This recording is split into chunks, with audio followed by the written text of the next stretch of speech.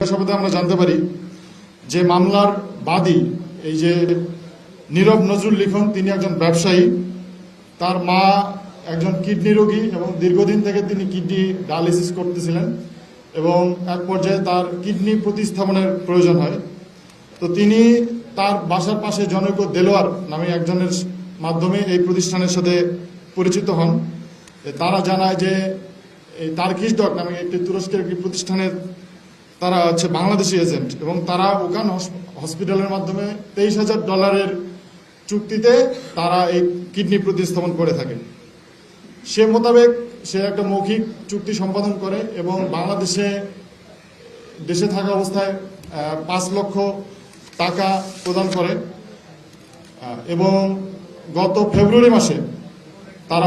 তুরস্কে যায়। তুরস্কে গিয়ে সেখানে একজন ভদ্রলোক যে নিজেকে এই যে বাংলাদেশের যে প্রতিষ্ঠান নুরুজ্জামান রাজুর প্রতিষ্ঠানের সেখানের তুরস্কের প্রতিনিধি হিসেবে নিজেকে দাবি করে এবং তাদেরকে রিসিভ করে এই ওখান হসপিটালে ভর্তি করে দেয়।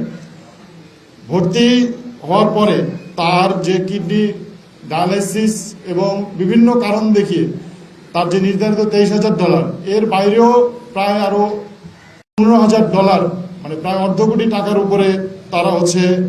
গ্রহণ করে এবং এক পর্যায়ে তাকে যখন কয়েকদিন যাওয়ার পর যখন কিডনি প্রতিস্থাপনের সময় জিজ্ঞাসা করতেছিল রোগীরা বা